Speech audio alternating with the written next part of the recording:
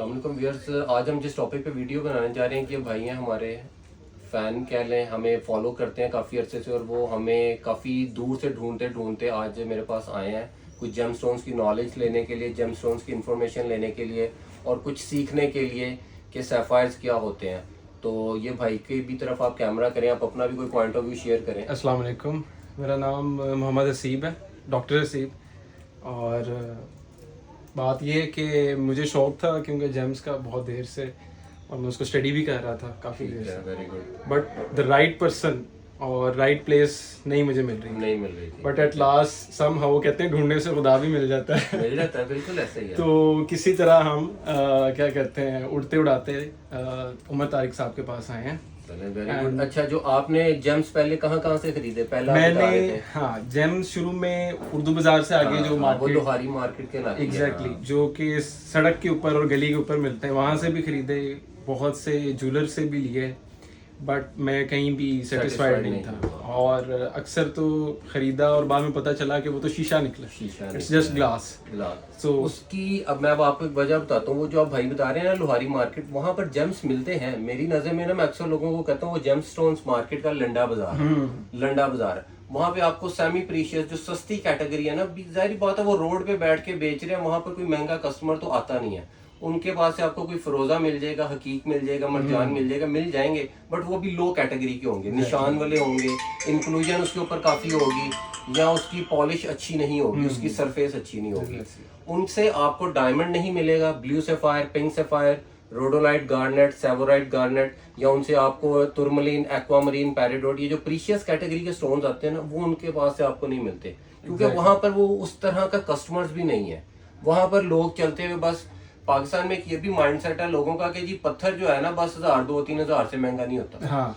Blue सैफायर्स, pink सैफायर्स, diamonds, Ruby, ये तो करोड़ों रुपए मालियत तक पे जाते हैं। कि ऐसे ऐसे ब्लू सैफायर्स हैं कि आप 15-20 कैरेट का एक ब्लू सैफायर टॉप क्वालिटी का बेचें तो आप डिफेंस में 10 करोड़ का घर खरीद लें। ऐसे ऐसे हिडन जेम्स हैं ये, ऐसे ऐसे ये हिडन जेम्स हैं। और एक चीज जो हम अभी डिस्कस कर रहे थे, जो हम चाहते हैं कि आप तक पहुंचे, कि जो पत्थर है, जो महंगा पत्थर है, जो हीरा है खास तौर पे, वो आपको गली पे नहीं मिलने वाला, या वो किसी सड़क किनारे नहीं मिलने वाला। ठीक है, तो उसके लिए एक प्रॉपर प्लेस है, प्रॉपर जगह। जब आप सोना खरीदने के लिए जाते हैं तो किसी आप स्पेशलिस्ट ज्वेलर के पास जाते हैं, सुनार के पास जाते हैं, तो जब पत्थर के लिए आप जा रहे हैं तो फिर उसके लिए ज़रूरी है कि आप एक जमोलॉजिस्ट के पास जाएं।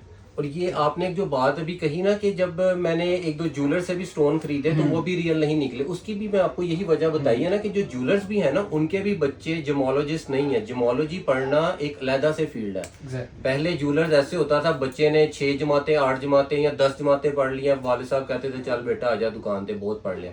अब थोड़ा जिस तरह अब नॉलेज बढ़ता जा रहा है, एजुकेशन बढ़ती जा रही है, अब के भी जो ज्वेलर्स के बच्चे हैं वो पढ़ के आ तो जाते हैं अपनी फील्ड में, बस उनको ज्वेलरी का या गोल्ड की नो हाउ होती है कि 24 कैरेट क्या है, 22 कैरेट क्या है, 21 कैरेट क्या है, 18 कैरेट क्या, उनको गोल्ड के रेट्स निकालने आ जाते हैं। बट उन्हें डायमंड भी कुछ थोड़ा वक्त के साथ साथ सिखा देते हैं उनके बड़े, देख देख के। जो जेम स्टोन्स है ना, उनको आइडेंटिफाई करना, उनको पकड़ना, उनकी नो हाउ रखना, ये एक अलहदा से फील्ड है। इसके लिए आपको कम से कम 2-4-5 साल का तजर्बा चाहिए, अगर आपने साथ पढ़ा भी है। पहले हमारी फील्ड में भी कुछ ऐसे लोग हैं कि जिनको जेमस्टोन्स की नॉलेज तो है, बट उनको लिखना पढ़ना नहीं आता। मुझे भी जो इस जमोलॉजी की फील्ड में लाए ना, एक मेरे वाले साहब के दोस्त थे कुंदन शाह, उनके पास एक्सपर्टीज तो बहुत है, इतना नॉलेज है माशाल्लाह कि वो पत्थर देख के बता देते थे। बट अगर आप उन्हें कहें ना कि इंग्लिश में डायमंड लिख कर दिखाएं, तुरमलीन के स्पेलिंग लिख कर दिखाएं, वो नहीं उन्हें आता। बट पत्थरों का पता है उन्हें। बट वो मुझे भी यही कहते थे कि आप पढ़े लिखे हो, आप इस फील्ड में आओ ताकि इस चीज को आप इंटरनेशनली तरीके से कर सको। तो फिर बहुत कुछ उनसे सीखा, फिर जमोलॉजी के कोर्सेज किए पाकिस्तान से, आउट ऑफ कंट्री से भी। तो ये चीजें फिर आपको सिखाती हैं। कम बंदा कोई आपको ऐसा मिलेगा जो ज्वेलर भी हो और जो जमोलॉजिस्ट भी हो। मेरी जमोलॉजी की भी परफेक्शन और एक्सपर्टीज है, और उससे ज्यादा ज्वेलरी की भी है। अगर आपको कोई गोल्ड में कोई ज्वेलरी बनवानी है किसी भी कैरेट में, हम लोग उसकी भी सर्विसेज देते हैं, जेमस्टोन्स की भी, डायमंड्स की भी। तो कम लोग आपको मिलेंगे कंप्लीट पैकेज की फॉर्म में कि कम लोग। उसके पीछे थ्योरी के पीछे पता क्या होता है, कंप्लीट पैकेज बनने के लिए ना आपको कहते हैं ना खालिस सोना या कुंदन बनने के लिए वक्त चाहिए होता है। मुझे इस फील्ड में ऑलमोस्ट 24 ईयर्स हो गए, 24 to 25 ईयर्स हो गए। तो पहले मैं भी ज्वेलर ही था, मुझे भी ज्वेलरी का ही पता था। फिर मैंने अपने आप को अपग्रेड करने के लिए, क्या अपग्रेड करने के लिए मैं लाहौर छोड़ के ना, अपनी फैमिली बीवी बच्चे छोड़ के मैं पेशावर चला गया जमोलॉजी सीखने। मेरे फादर, मेरे दोस्त यार कहते थे, मेरे मेंबर्स फैमिली, तू पागल है, बीवी बच्चे छड़ के तू किथे पढ़न चला गया, पत्थरा पीछे, शादी तो बाद, वो भी क्या शादी के बाद। तो वो कहते थे छोड़ परे, मैं कहा नहीं मैंने सीखना, मुझे जरूर है। तो वहां पर मेरे कजन्स भी रहते थे पेशावर में, वो भी ज्वेलर है, उनका सदर बाजार में ज्वेलरी वर्कशॉप्स हैं। तो वो मुझे कहते होते थे कि भाई हमारे घर आके क्यों नहीं रहता तू। मैं कहा नहीं मैं उधर ही रहूंगा। मैं स्पेशली उस मंडी में उसी माहौल में ही रहता होता था, पढ़ के जाके उसी माहौल में रहना, ताकि डेली कुछ ना कुछ सीखने को मिलता रहे। तो ये एक थ्योरी है। आप आए हैं तो आज ये मेरी जर्नी की जो बैकग्राउंड है ना, वो भी वहाँ पे मैंने अब आपसे शेयर किया है। और एक दिन वहाँ पे ऐसा भी आया मेरे पर कि मैं घर से निकला, मैं छुट्टी कोई नहीं करता होता था कि यार इतनी दूर जाके भी छुट्टी करनी।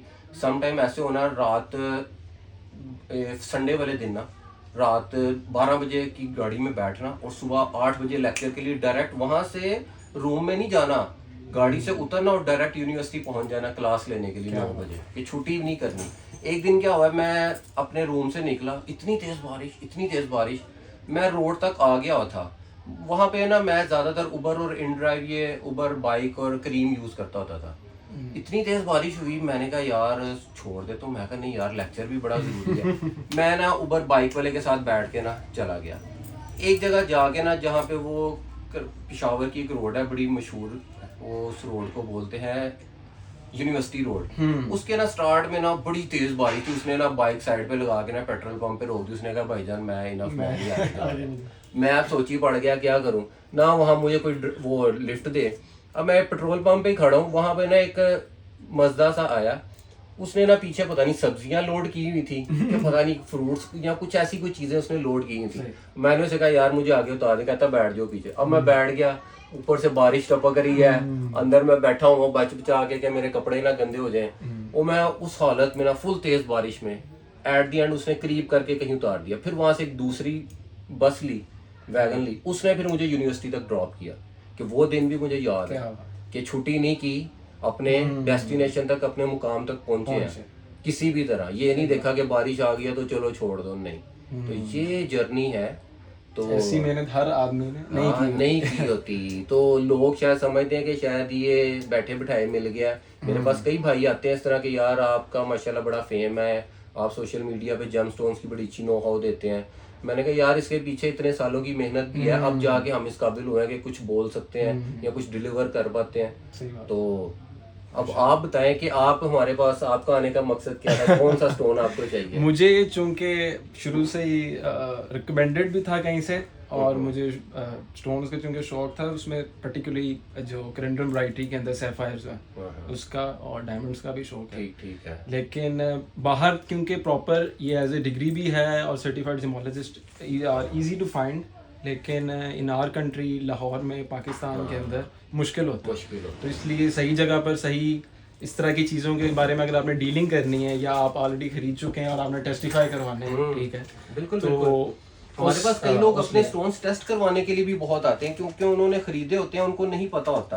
और पाकिस्तान में ना मैं अक्सर लोगों को कहता हूँ 80% 90% लोगों ने फेक जेम्स पहने हुए, और स्पेशली जो प्रीशियस कैटेगरी में आते हैं, हकीक, फिरोजा, मरजान, वो सस्ते होते हैं, वो 2 नंबर इतने नहीं बनते, वो आपको मिल जाएंगे रियल। बट जो महंगी कैटेगरी के स्टोन्स है ना, वो अक्सर यहाँ पाकिस्तान में लोगों ने फेक ही पहने हैं वो। और एक और यहाँ पे माइंडसेट बहुत है। कल भी एक बंदा मेरे से बहस रहा था, मैंने उसको गाइड किया तो उसको समझ में आई।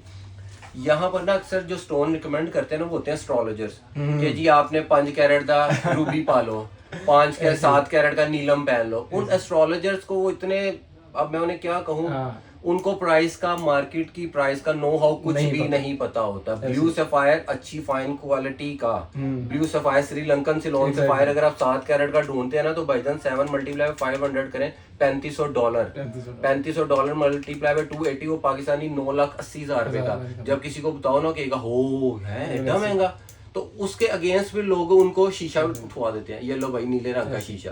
वो यही पहन के खुश हो रहा होता है कि शायद ब्लू सफायर मैंने पहना हुआ, वो नहीं पहना होता उसने शीशा पहना होता है। तो मैं अक्सर एस्ट्रोलॉजर्स को भी ये इसमें वीडियो में पैगाम दूंगा कि भाईजान बंदे की वक़्त देखकर, बंदे की कैपेसिटी हैसियत देख के उसको स्टोन रिकमेंड करें। और ये जो आप लोगों ने मिथ बनाया ना जी 5 कैरेट दे पाना 7 कैरेट दे पाना वो असर करेगा नहीं।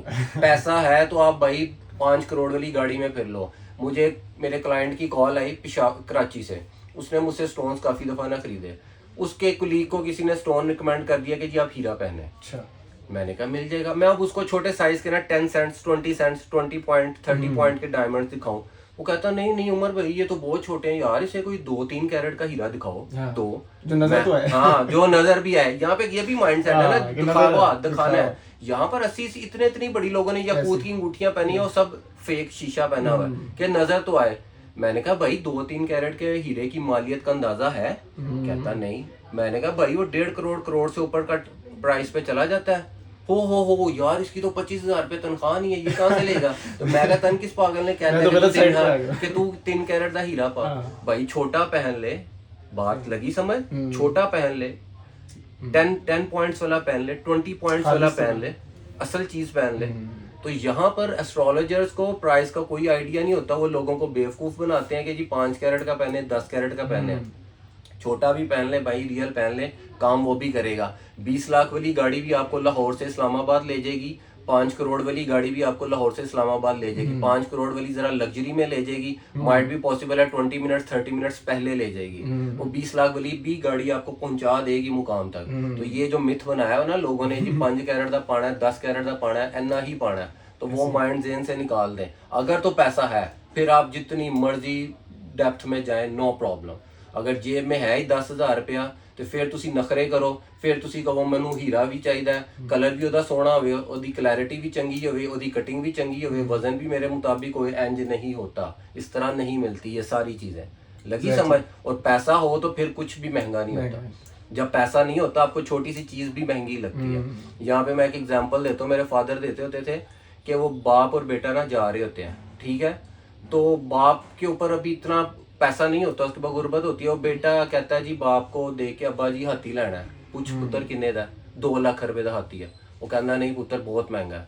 फिर एक वक्त आता है बाप बेटा जा रहे होते हैं, वो बेटा कहता अब्बा हाथी लेना, कहता पूछ पुत्र किन्ने दा? कहता जी 20 लाख का, कहता एला 20 लाख। वो कहता अब्बा उस टाइम तू 2 लाख का हाथी नहीं लैके दिता, कहता पुत्र उस टाइम 2 लाख भी नहीं सी, उस टाइम 2 लाख भी नहीं सी, 20 लाख है, तू 20 लाख वाला हाथी ले लेता।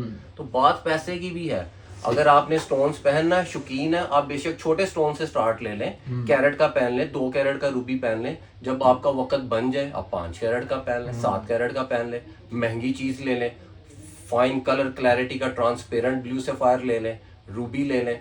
स्टार्टिंग अगर आपको शौक है ना तो आप बेशक मेहरान गाड़ी से भी गाड़ी चलानी सीख सकते हैं। लगी समझ? 10 लाख वाली गाड़ी से भी आप स्टार्ट ले सकते हैं, ऐसा नहीं है। तो बस यहाँ पे लोगों का ना एस्ट्रोलॉजर्स ने भी कईयों ने माइंडसेट बना दिया हुआ है, तो वो उस वजह से लोग सिंथेटिक की तरफ जाई जा रहे हैं। मेरे पास उस दिन एक लेडी आई, अहले तशी फैमिली थी, 80% स्टोन उनके फेक निकले और वो सारे बड़े खूबसूरत रंग के। फिर मैंने उन्हें अपने कुछ स्टोन्स दिखाए, उनमें कुछ इंक्लूजन थी, बर्थ मार्क थे।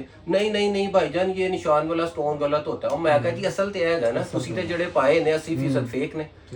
अब आपके फेस पे या मेरे इधर बर्थ मार्क है या बॉडी पे कोई निशान है, तो क्या आप और मैं किसी काबिल नहीं है? हम भी तो मार्केट में या लाइफ में। उस दिन मुझे एक लड़का, यूनिकनेस है, उस दिन मुझे एक लड़का मिला, उसके फेस पे इतना बड़ा बर्थ मार्क था। तो वो क्या बेटा अपनी माँ के लिए खूबसूरत नहीं होगा? तो वो क्या लाइफ उसकी चलेगी नहीं? वो भी तो जिंदगी गुजार रहा है। तो लोगों को अगर स्टोन के ऊपर इंक्लूजन नजर आ जाती है, लोग कहते हैं हो ये सही नहीं है, ये फारग है, ये काम नहीं है, ये या वो उसको लोग इंक्लूजन को पता है क्या कहते हैं कि शायद ये नेगेटिव इम्पैक्ट आ जाए। और नहीं भाई नेगेटिव इम्पैक्ट नहीं आता। ये लोगों को माइंड सेट निकाल दें। अगर आपके हाँ सिग्नेचर बर्थ मार्क है ना, नेचर ने दिया उसको, क्या उसको नेचर ने दिया, तो आप उसको उसका डीमेरिट ना कहें, वो नेचर ने उसको दिया। अगर पैसा है तो फिर भाई आप जितनी मर्जी महंगी चीज ले ले, शर्ट 300 की भी है, शर्ट 3000 की भी है, बकरा 30,000 का भी है, बकरा 3 लाख वाला भी है, टांगे उनकी 4 ही है। पैसा है जेब में तो फिर नखरे कर लें। लगी समझ? पैसा अगर जेब में है फिर नखरे कर लें, अगर नहीं है तो भाई जो मैं देता हूँ या जो मैं कहता हूँ भाई वो ले लिया करो। बिल्कुल सही कह रहे हैं। ऐसे ही है। तो बाप बताएं बाप को कौन सा स्टोन चाहिए, या आपको क्या बाप का मौके था, बाप बताएं आप। नहीं मैं तो क्योंकि मैं सफायर से रिलेटेड पूछने आया था, तो एक तो मुझे जरा उसकी प्राइस रेंज का थोड़ा अंदाजा हो जाएगा, दूसरा कि जो ओरिजिनल है वो दिखते किस तरह के हैं, क्योंकि अभी तक मैं ओरिजिनल सही पे नहीं देख नहीं पाया। हाँ। ठीक हो गया। जब मैंने उस पर स्टडी किया और देखा कि जो मैं चीज़ें ऑलरेडी ऑन कर रहा हूँ या ले चुका हूँ वो ओरिजिनल नहीं है। आपके पास है वो लाए हैं इस हाँ नहीं, अनफॉर्चुनेटली इसमें तो नहीं मैं ला सका। नहीं ला सकते। अच्छा, मैंने कहा अगर आप लेकर आए होते तो वो भी बैलेंस हो जाता। चले आपके हम स्टोन्स भी चेक कर लेते। एक पत्थर तो मैंने खुद तोड़ा जब मुझे पता चला कि वो शीशा है। अच्छा, तोड़ दिया फिर आपने? बिल्कुल ऐसे। ये ऐसे ही है यहाँ पर जो है ना भाईजान, बहुत कम। ये देखें, ये सारे नेचुरल ब्लू सैफायर्स हैं। ये देखें, आप आगे आए आप, ये देखें, ये नेचुरल, इस यहाँ पर कैमरा आप करो, ये नेचुरल ब्लू सैफायर्स हैं। ठीक है, ये अफगानिस्तान रीजन के हैं। ठीक है, अब ये देखें, ये भी सैफायर्स की रेंज है। ये देखो, ये एक ही स्पीशीज है, नस्ल एक ही है, नेचर ने इनको डिफरेंट कलर दे दिया। ये देखें, ये पिंक सैफायर है, ये रेड रूबी है। इनकी हार्डनेस सेम है, इनकी स्पेसिफिक ग्रेविटी भी सेम है, इनका क्रिस्टल स्ट्रक्चर भी सेम है। ये पिंक, ये ब्लू कलर आ गया, ये ब्लू सैफायर है, ये भी ब्लू सैफायर है। ये श्रीलंकन ब्लू सैफायर्स हैं। सिलोन एरिया का नाम है। अक्सर लोग समझते हैं कि सिलोन एक पत्थर का नाम है। नहीं, सिलोन CEY, ये देखें CEYLON, ये एक एरिया का नाम है। श्रीलंका मुल्क, सिलोन एरिया, ये वहाँ के ब्लू सैफायर्स हैं। ये भी ब्लू सैफायर, ये डार्क टोन में है कलर में, ये नेचुरली लाइट टोन में है, और ये पिंक कलर में है। ये देखें, ये पिंकिश रेड कलर है इसका, और ये रेड कलर है, ये रूबी है। सैफायर्स में ना, कोरंडम में काफी कलर्स आते हैं। रेड कलर, हाँ येलो भी है, रेड कलर है। ये देखें, ये येलो है, ये देखें, ये येलो सैफायर है। रेड कलर जो है ना, रेड कलर वो रूबी कहलाएगा। अगर उसका कलर येलो हो जाता है वो येलो सैफायर, पिंक कलर हो जाता है वो पिंक सैफायर, और अगर उसका पर्पल कलर है पर्पल सैफायर, ग्रीन सैफायर भी होता है, ऑरेंजिश रेड कलर का भी होता है। मो स्केल पे सेम होंगे। हाँ, मो स्केल पे, हाँ, हार्डनेस इनकी सबकी सेम है, इनकी हार्डनेस सबकी सेम है, इनकी स्पेसिफिक ग्रेविटी, इनका क्रिस्टल स्ट्रक्चर, ये सारा कुछ सेम है। इनकी इवन दो रिफ्रैक्टिव इंडेक्स जो आ रही होता है वो भी इनकी सबकी सेम होती है। इनको सिर्फ कलर की वेरिएशन के नाम से चेंज किया जाता है। रेड निकल आएगा तो सर्टिफिकेट पे इसको लिखा जाएगा रूबी। अगर ये पिंक आ जाएगा तो इसको पिंक सैफायर, अगर ब्लू है तो इसको ब्लू सैफायर, ग्रीन आ जाएगा ग्रीन सैफायर, येलो है तो येलो सैफायर। इसमें एक ऐसा कलर भी आता है वो बहुत रेयर होता है, उसको पटपराचा सैफायर बोलते हैं। सही। पटपराचा सैफायर बोलते हैं। वो बड़ा एक यूनिक और महंगा कलर ये है ना, ये हर चीज इस तरह की हर चीज जो है आपको आम ज्वेलर नहीं बताने वाला। हाँ नहीं, वो ऐसे ही है। ये मैं आपको दिखाता हूँ, इसमें ये देखिएगा पटपराचा सैफायर, वो बहुत इसका यूनिक कलर है और वो बहुत रेयर होता है, देखने में भी कम मिलता है। वो भैया देखने में भी बहुत कम मिलता है इस तरह का जो वो स्टोन है ना, पटपराचा सैफायर मैं आपको दिखाता हूँ।